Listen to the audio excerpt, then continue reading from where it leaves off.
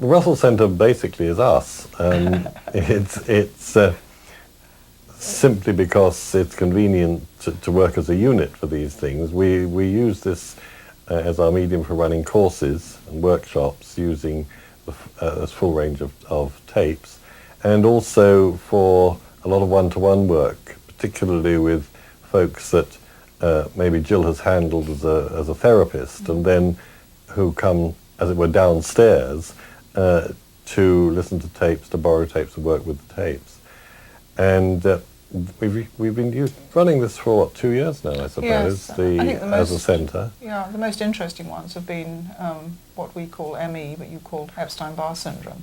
Post-viral fatigue syndrome. And we started off with 2 girls in their 20s, one was about 21, one was about 25, both of whom had to give up their work. One had been a financial advisor to a bank, one was at university. They were 2 sad things, and they came and they sat and they wept, and they said the doctors want to give us major tranquilizers, and we don't want to take them. This is quite independently. This happened. Is there anything you can do? So we hadn't handled anything like this before, but we thought, well, this can't do any harm, the first thing. So we started them off with some H+ tapes, just to relax them and to allow them to let go of their worries and anxieties. And gradually they warmed to these. Then they started choosing their own. And then they started looking at the whole range of tapes. And while all this was going on, what it was doing was enabling them to handle their physical condition. Also, and to yes, you're going to say. Yes, also they handle their doctors so much better. Really? Yes, because what they used was the empathizing tape from H+ series to empathize with the doctor. So instead of, they just did a role reversal.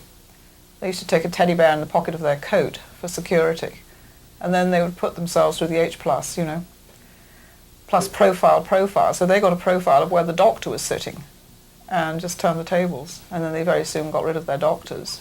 And it's been such a wonderful alternative. Don't you think there's something marvelously empowering about H+ too? Absolutely. Yeah, that's what they said. They were, instead of their illness being in control of them, they were able to control it, as it were.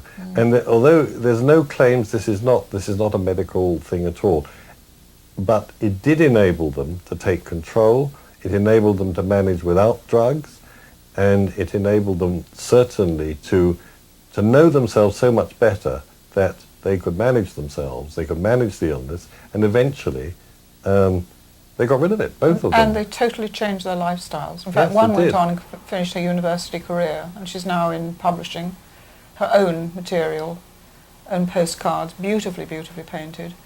And Susan, the other one, who is a professional member herself, and does so much work. She's now a therapist. Absolutely superb. Yes, she got out of the bank. I think there's one other thing which was very interesting, was we worked with a group of children from sixth form of a local school who were frightened of taking exams. They just sort of froze when they were taking exams. And these were coming up to their school leaving and through to university entrance. And they used to come in their lunch hour with their sandwiches and flop out on our beds at home and so on, do their hemisync, had a wonderful time, late back to school. And I remember one lunchtime we were sitting there, we'd finished the course, and the front door burst open and the door into the sitting room burst open, as this always happens in our house. In came this particular child, and she said, "Why aren't you telling the world? I have learned, again with H+, and it was an H+ program for these children, I've learned all my scientific formulae. It works." Which was that one, Russ? That was Rachel. She's Rachel, now at Cambridge reading medicine. Yes. What was the tape that was particularly good? Imprint. It was the tape, yes, the imprint tape. Plus imprint. Yes, she used that a lot, and everything stuck in her mind when she wanted it. So we feel we must tell the world.